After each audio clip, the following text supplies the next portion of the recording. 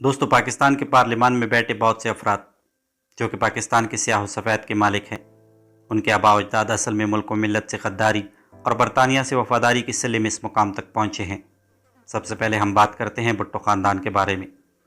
بھٹو خاندان کا شجرہ نسب یہ ہے: غلام مرتضیٰ بھٹو، ان کا بیٹا شاہ نواز بھٹو، اور پھر ان کا بیٹا ذوالفقار علی بھٹو۔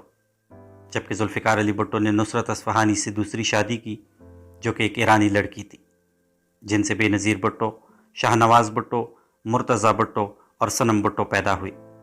اس خاندان کی کہانی کچھ یوں ہے کہ 1843 میں چارلس نیپیر کی قیادت میں انگریزوں نے سندھ پر قبضہ کر لیا، اور یہاں دولت کی لوٹ مار کرنے کے لیے انگریزوں نے ایک خاص طبقہ پیدا کیا جن کے ذمے عوام سے لگان یعنی ٹیکس کی وصولی کرنا تھا، اور برصغیر کی غریب عوام سے ٹیکس وصول کرنے والا وہ طبقہ پیدا ہوا جسے آج وڈیرا، سردار اور جاگیردار کہا جاتا ہے۔ انگریز کی انہی مہربانیوں کی وجہ سے بھٹو خاندان آج بھی برصغیر کے امیر خاندانوں میں شمار کیا جاتا ہے۔ برصغیر کی انہی خاندانوں کی وجہ سے انگریز اگلے 90 سال میں برصغیر کی 1000 ملین سٹرلنگ پاؤنڈ دولت اور بیش بہا وسائل انگلینڈ منتقل کرنے میں کامیاب ہوئے، جس سے اس خطے یعنی پاکستان اور ہندوستان میں غربت کی وہ فضا قائم ہوئی جو آج بھی قائم ہے۔ بہرحال، خدا بخش خان اور اس کے بیٹے میر مرتضیٰ خان بھٹو نے انگریزوں اور ان کے حامی سندھی وڈیروں کا راستہ روکنے کی کوشش کی، لیکن سب باری باری وفات پا گئے۔ مگر اسی میر مرتضیٰ خان بھٹو کے بیٹے شاہ نواز بھٹو نے انگریزوں سے صلح کر لی اور سیاست میں حصہ لینا شروع کر دیا، اور اپنے والد کے نقش قدم پر چلنا گوارا نہ کیا، اور یہاں سے بھٹو خاندان کی سیاسی زندگی کا آغاز ہوتا ہے۔ انگریزوں نے شاہ نواز بھٹو کو بہت نوازا، اور یہ شخص انگریز سامراج کے کئی اعلیٰ عہدوں پر فائز رہا۔ شاہ نواز بھٹو، جو کہ 1888 میں پیدا ہوا اور 1957 میں وفات پائی، یہ شخص ممبئی حکومت میں مشیر اعلیٰ، جوناگڑھ کی مسلم ریاست میں دیوان اور انگریزوں کی بمبئی پریزیڈنسی کا وزیر بھی رہا۔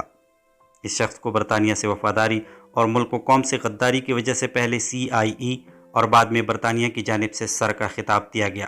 اس خاندان کے ابتدائی افراد جیسے کہ محمد بخش بھٹو نے انگریزوں کے خلاف مزاحمت کی، لیکن اس کی بعد کی نسل غدار ثابت ہوئی، اور اس خاندان کے کئی افراد کو برطانیہ کی جانب سے سر، نواب اور بہادر کے خطابات دیے گئے۔ اس خاندان کو ملک و قوم سے غداری کے سلسلے میں بے شمار زمینیں دی گئی جو سندھ کے غریب ہاریوں سے لوٹی گئی تھی۔ ایک وقت تھا کہ جب یہ خاندان 2.5 لاکھ ایکڑ رقبے کا مالک تھا، جو انگریز کے دور اور اس کے بعد پیپلز پارٹی کی حکومت کی صورت میں ملک و قوم کا استحصال کرتا رہا۔ اس خاندان کی دولت کا اندازہ کئی بلین ڈالرز میں ہے۔ سکر اور جیکب آباد عملاً ان کی ریاست شمار کیے جاتے ہیں۔ خود ایک انگریز مصنف ڈیوڈ چیسمین کی اپنی کتاب landlord power and rural indebtedness in colonial Sindh کے مطابق سندھ میں یہ وڈیرے سیاہ و سفید کے مالک تھے، اور ان کو برطانیہ کی طرف سے اپنے علاقوں میں پنچ مجسٹریٹ کی حیثیت حاصل تھی کہ وہ جیسے چاہیں غریب عوام کو ظلم کی چکی میں پیس کر رکھیں مگر برطانیہ کے وفادار رہیں۔ سندھ میں بھٹو خاندان کے علاوہ انگریزوں کے وفادار خاندانوں میں وڈیروں غلام قدیر در خان، میر عبدالحسین خان تالپور، جو کہ موجودہ سندھ کے سیاستدان فریال تالپور کے اجداد ہیں۔ اس کے علاوہ غلام رسول جتوئی اور جتوئی خاندان انگریز کی مہربانی سے آج بھی سندھ میں اعلیٰ حیثیت رکھتا ہے، شامل تھے۔ اب بات کرتے ہیں شاہ محمود قریشی کے خاندان کی، جو کہ خود کو مخدوم کہلواتا ہے، یعنی وہ خاندان جس کا ہر فرد خدمت کیے جانے کے لائق ہو، مگر تاریخ گواہی دیتی ہے کہ یہ خاندان ماضی میں انگریزوں کی والہانہ خدمت کے لیے ہمیشہ ایک پیر پر کھڑا رہا۔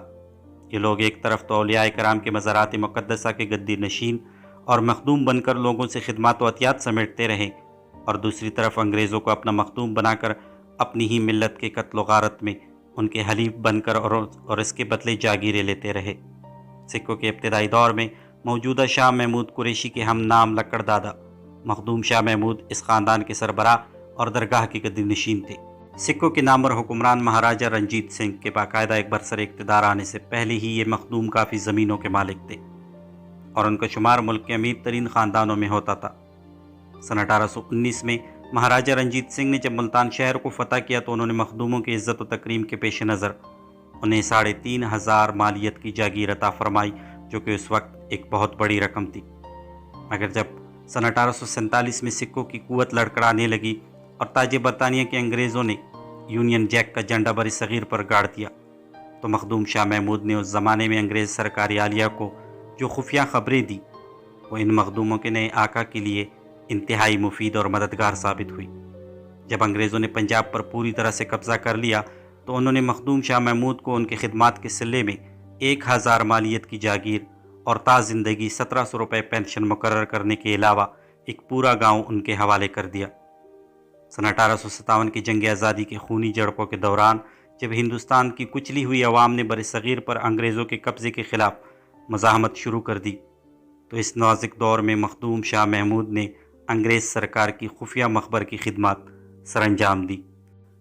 انگریز سرکار کے سیارے وفادار نے سرکاری فوج میں 20,000 سوار اور کافی پیادے بھی بھرتی کروائے۔ اس کے علاوہ 25 سواروں کی ایک پلٹن بنا کر جب کرنل ہیملٹن رائے احمد خان کرل اور ان کے مجاہدین کے خلاف خونی لڑائی لڑ رہا تھا، تب شاہ محمود نے خفیہ مخبر کے علاوہ انگریزوں کی قوت بڑھانے میں زبردست کردار ادا کیا۔ جب مسلمانوں نے دیکھا کہ بڑا مذہبی رہنما انگریزوں کی امداد کر رہا ہے تو ان کے جذبات ٹھنڈے پڑ گئے، جس کا جدوجہد آزادی پر بہت برا اثر پڑا، اور مخدوم شاہ محمود کو ان کی خدمات کے معاوضے میں 30,000 روپے نقد کے علاوہ 1800 روپے مالیت کی جاگیر اور 8 کنوؤں پر مشتمل زمین بھی انگریز سرکار کی طرف سے عطا کی گئی۔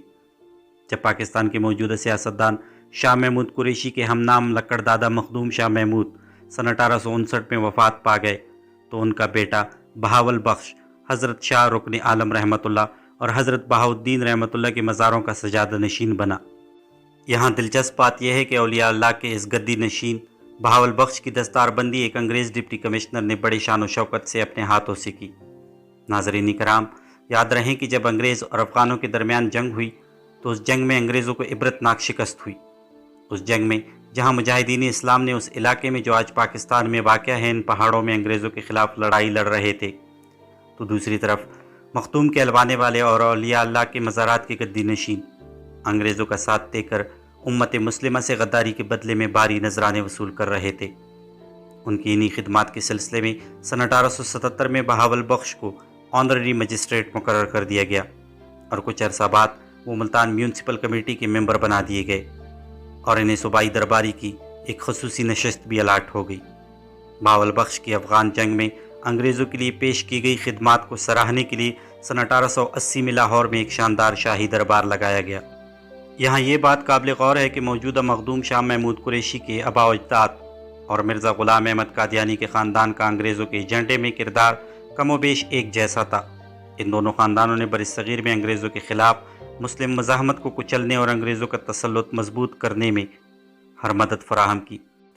آج بھی ایک خاندان گدی نشین اور سیاستدان بن کر ہم پر مسلط ہے، جبکہ دوسرے خاندان سے ایک کذاب نبی نے جنم لیا اور اس کے باقیات بھی آج تک ہم پر مرزائیوں کی صورت مسلط ہے۔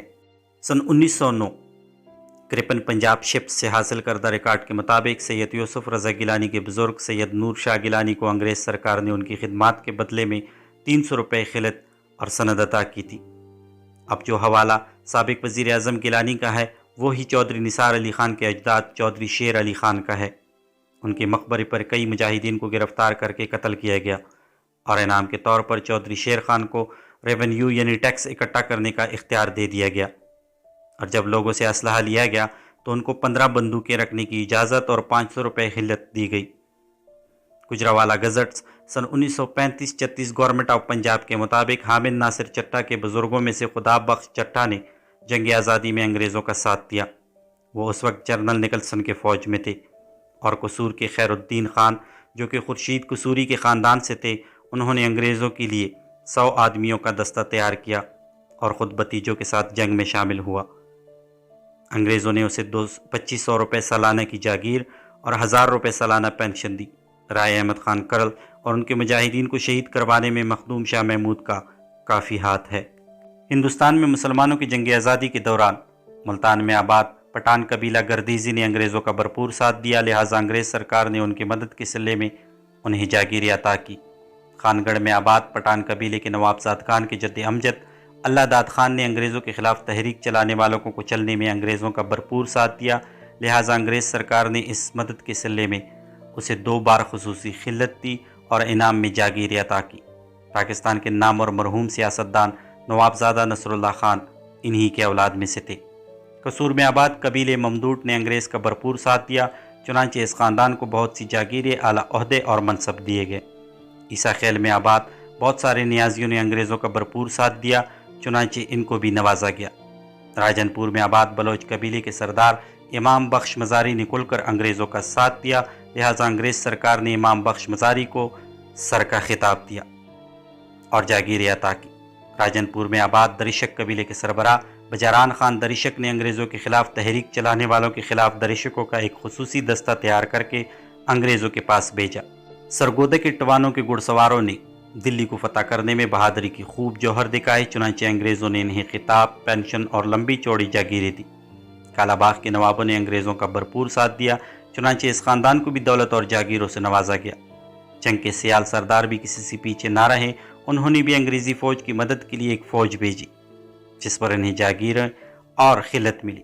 اس قسم کی غدارانہ خدمات کے لیے انگریزوں نے پنڈ دادن خان کے کوکروں، جودروں، گھیبوں، خانوں اور مکٹ شریف کے پیروں، آوانوں، کالا باغ کے نوابوں، عیسیٰ خیل کے نیازیوں اور کئی دوسرے سرکردہ خاندانوں کو عزت، خطاب، وظیفے اور جاگیریں عطا کی۔ ناظرین کرام، بات یہاں تک ختم نہیں ہوتی۔ برصغیر میں قدم جمانے کے لیے انگریزوں نے یہاں کے وڈیروں، جاگیرداروں، نوابوں، شہزادوں، سول پولیس اور آرمی سروس کے ممبران پر مسلسل نوازشات کے ذریعے ان کی وفاداری یقینی بنائی۔ اس کا نتیجہ یہ نکلا کہ انگریزوں کے منظور نظر افراد ایک تو عوام کو قابو میں رکھتے تھے، پھر انگریزوں نے ان لوگوں کو یہ ترغیب دی کہ یہ اپنے بچوں کو پڑھائیں، کیونکہ یہ لوگ ایک طویل عرصے سے انگریزوں کی خدمت بھی سر انجام دے رہے تھے اور وفاداری کے لحاظ سے بھی قابل اعتماد تھے۔ اس لیے انگریزوں نے ان کے بچوں کے لیے خصوصی تعلیم کا بندوبست کیا اور ان کے لیے چیف کالج اور اس جیسے کئی اعلیٰ تعلیمی ادارے کھولے۔ ملٹری اور کیڈٹس کالج اسی دور میں متعارف کرائی گئی اور ان ایلیٹ تعلیمی اداروں میں سرداروں، جاگیرداروں اور نوابوں وغیرہ کے بچوں کو مفت تعلیم دی جاتی تھی اور انہیں چھوٹی ہی عمر میں ان اداروں کی نرسری برانچوں میں داخل کرایا جاتا تھا، جہاں انگریز آیائیں ان کی تربیت کیا کرتی تھی۔ بلوچ سرداروں میں مری، بگٹی، مزاری اور دیگر اہم قبائل کے بچوں کو بچپن میں ہی داخل کرایا جاتا تھا۔ شیر محمد مری، اکبر خان بگٹی، میر بلخ شیر مزاری اور میر شیر بار خان مزاری وغیرہ کو اسی پالیسی کے تحت تعلیم دی گئی، بلکہ انہیں اعلیٰ تعلیم کے لیے انگلینڈ بھی بھیجا گیا۔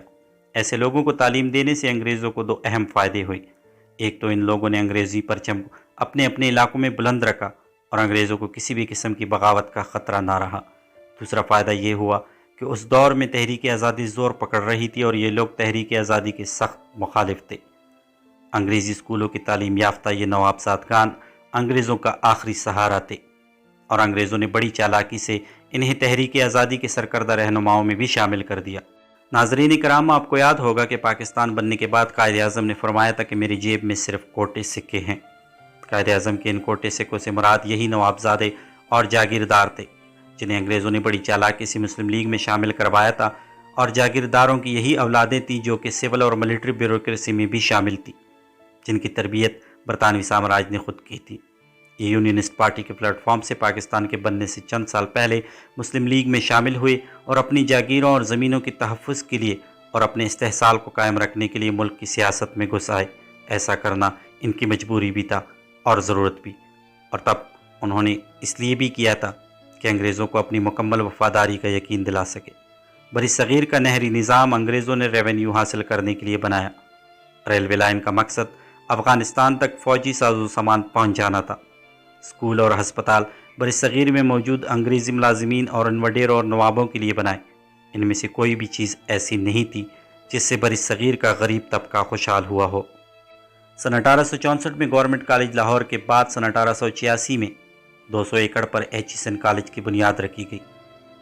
یہاں پر ان نوابوں، وڈیروں اور برطانیہ کے لیے خدمات دینے والے خاندانوں کے بچوں کی تعلیم کا بندوبست تھا۔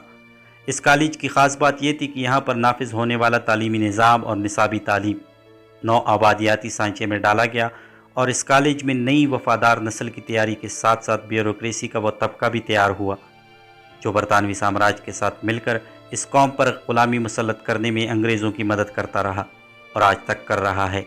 آج بھی سندھ اور پنجاب کے 70 سے 80% زمین پر یہی سردار، وڈیرے اور نواب خاندانوں کا قبضہ ہے، اور ان خاندانوں کے افراد ایک وقت میں پاکستان کے مختلف سیاسی پارٹیوں میں شامل ہو جاتے ہیں اور یوں ان کی تمام زندگی اقتدار کے مزے لوٹتے اور ہم جیسوں پر حکمرانی کرتے گزر جاتی ہے۔ مارشاء اللہ آئے تو یہ مارشاء اللہ کے حامی بن جاتے ہیں، اور جمہوریت آئے تو یہ جمہوریت کا راگ الاپنے لگ جاتے ہیں۔ کبھی یہ ریپبلکن کا نام اختیار کرتے ہیں تو کبھی کنونشنل لیگ کے پرچم تلے اکٹھے ہو جاتے ہیں۔ کبھی بھٹو کے اسلامی سوشلزم میں محفل جماتے ہیں اور کبھی ضیاء الحق کے مجلس شورا میں نظر آتے ہیں، کبھی نواز شریف کا سایہ بن جاتے ہیں اور کبھی پیپلز پارٹی کی چھتری۔ حزب اقتدار بھی یہی، حزب اختلاف بھی یہی، اور سچ تو یہ ہے کہ آج بھی برطانیہ ان ملک و مذہب دشمن لوگوں کے ذریعے پورے برصغیر پر حکومت کر رہا ہے۔